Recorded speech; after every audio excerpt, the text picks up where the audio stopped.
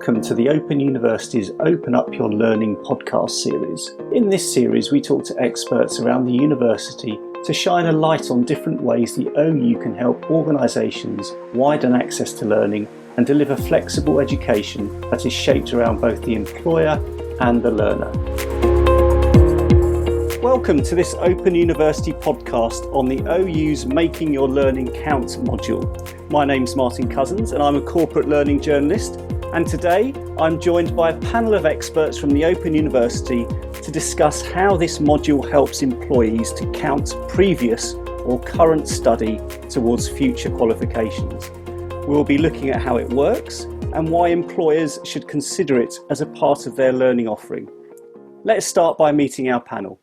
Good morning, I'm Linda Robson. I'm a senior lecturer in the STEM faculty and one of the co-chairs of Making Your Learning Count. Hello, I'm George Curry and I manage the Access programme at the Open University and I'm the other co-chair of Making Your Learning Count. Hello, and I'm Simon Tindall. I work in our commercial division of the Open University and head up our new business function. Great, thanks for joining us today, everyone. So, George, I'll start with you. What is the Making Your Learning Count module? It's a very good question. It's an OU module that's part of our open degree. It's worth 30 credits, which is 300 hours roughly of learning. And it's at level 1, which is the introductory level at the Open University for study. And its main reason for being is to enable people who've done little bits of learning, which is non-accredited, to gather that all together and to count it towards one of our qualifications. So, Simon, I just wanted to turn to the implications for business. Why is this module important and interesting for employers? I think there was already a move towards, or there's been a move towards upskilling and recognising that employers take a bigger hand in helping their employees or potential new job starters gain skills as they go through their career. I think with the crisis, the COVID-19 crisis, that, if anything, has just accelerated this whole momentum. And so already as we come out of the crisis, we're starting to see companies taking a lot more interest in providing learning as a benefit type schemes where they are supporting their employees doing formal education. And further commitments there. And the beauty of this scheme is really when it ties in with other Open University programs such as or features such as our open admissions policy, is it really allows people to start small, to start and come back to education. And that's particularly important as a lot of people may be unconfident learners. They may not have studied formally at a higher education level, or may not have studied a training program or a learning program for a number of years. And so it's very important that you're not trying to, leap before or run before you can walk. These programs allow people to come in and be able to start small, start with, and then build their confidence over time, and then easily transition without having to restart again to start study a formal program. It's a nice progression path. So it's a module that can help develop employees. So does that mean that it suits certain types of employees? I think it suits almost all employees really, because it leads into, or the natural route for this is it leads into studying an open degree with the Open University, and one of the beauties of the open degree is a huge amount of flexibility across multiple subjects. So it isn't necessarily just a single discipline subject that people study, but they could study a wide variety of different skills across a wide variety of curriculum. So they can combine, for example, STEM-related science or technology subjects with some business, with a more creative flair, for example. Okay, great. And Linda, could you tell us how it works and what kind of study can be counted? So as George says, it's 300 hours of learning, of which 150 hours are module materials that we've written specially to support the learners through this course. the other 150 hours is the other learning that you bring in. So you can bring that in from a variety of sources. Most of our students will bring in MOOCs from the OpenLearn platform or FutureLearn platform. There's other MOOC platforms around, so you could bring in things from elsewhere. And there's also the opportunity to bring in other bits of informal learning. For example, work-based training might be able to be brought in. And it's individually designed by each student through discussion with their tutor, who will support them through learning what's appropriate to include. And Simon, how can this fit alongside and complement learning and development programs within organisations? I think it's part of a wider program, and it really comes down to that whole principle of starting a free course is an easy way into starting to study. Starting a degree course or more formal course is a much bigger commitment, both for an employee and equally for the employer if they're sponsoring. So the beauty of this module is it really allows a much simpler bridge between that gap, if you like, between free and then paid degree courses,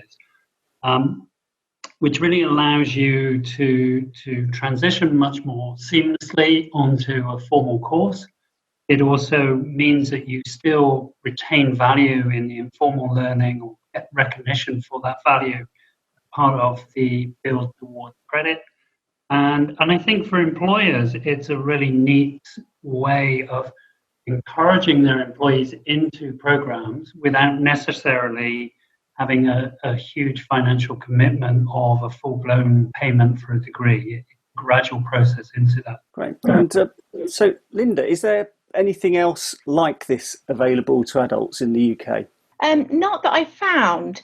There's various ways in which professional bodies will include informal learning as part of the CPD requirement. So there's ways to bring that into your CV there.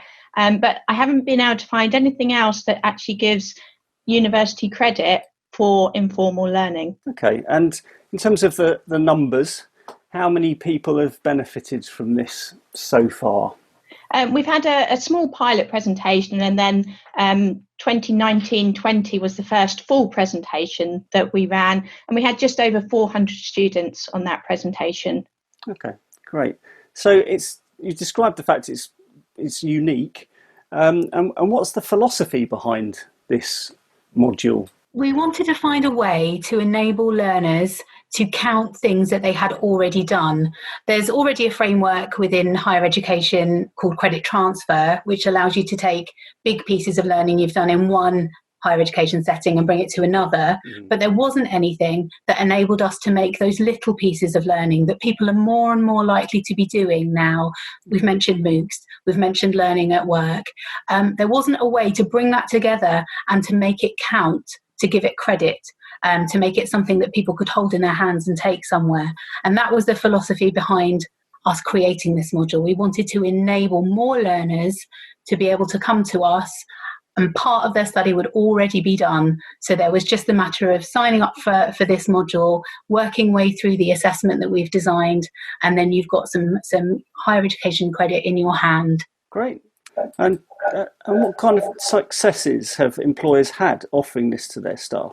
So this international company were interested in putting a cohort of their middle managers through a management qualification with the Open University, and our module, Making Your Learning Count, was a way for students from this cohort to take learning that they've done in their in-house training and start their qualification sort of already having done some of it. How should employers go about offering this as a part of their L&D offering then? Well, as I said, it's a relatively low-risk element for employers to start these types of training program, and arguably the cost of putting a number of employees through these types of programs is significantly cheaper than recruiting those employees or re-recruiting for those employees if they leave the organization. It's a fantastic way and a fantastic incentive to help employee retention. I think the easiest way is just to engage with us, because the programs are very flexible and the Open University can design learning as a benefit programs which uniquely suit each individual organisation. So it could be that the employer is paying fully for it. It could be that they are paying some element of co-pay. And we have the structures and models to actually address those. Great. Thank you for that, Simon. And George and Linda, I'd just like to bring you back in at this point, just to ask if you would add anything else to what Simon has to say. I think it's also a great opportunity for students who maybe aren't 100% certain of what they want to study. So it's an opportunity to have a bit of a taster of a subject. And we've seen some of our students are very clear on where they want to go after the module at the start. And then some of them try a little bit and say, yes, I'm definitely on the right path. And others will say, actually, I've tried a bit of that and I want to go in a slightly different direction. Mm-hmm. So it's a really good way to just test that studying at HE level and decide to make sure that you're going in definitely the right direction. It's also a very supported way to enter higher education. We take skills development really, really importantly on this module.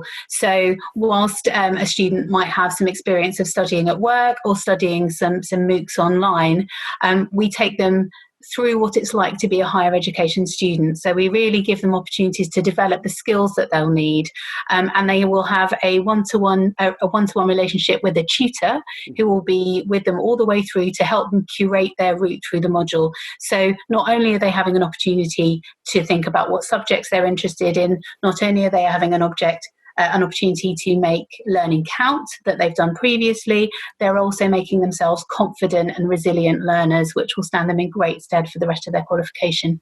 That's great, thank you. So Simon, where does this module fit in with the range of OU services available to employers? It neatly fits in. It complements ease of access into higher education. The OU specialises in helping unconfident learners, particularly those people whose previous educational experience may have been poor, or they want to come back into education after a number of years of absence. And so this is one of a series of tools or programs that really allow people to come back in without feeling, allowing them to build their confidence gradually, and equally allowing them to really fulfill their potential. The Open University does not have entrance exams. We do not rely on UCAS point systems. It is very much looking and working with those students or potential students to understand what their potential is and helping them fulfill that. I think from an employee point of view, employer point of view here, one of the benefits is really that increasingly employers when we're engaging with them, talking about developing generalists or high-level generalists rather than high-level specialists. Because the changing nature of work, we only have to look at the impact over the last 3 or 4 months to see how work is changing. That changing nature is what employers are looking for, is within their employees is a huge amount of flexibility and being able to adjust, and that equally relies on self-confidence in those areas. These types of programs really help build self-confidence and achievement and recognition of that achievement within those employees.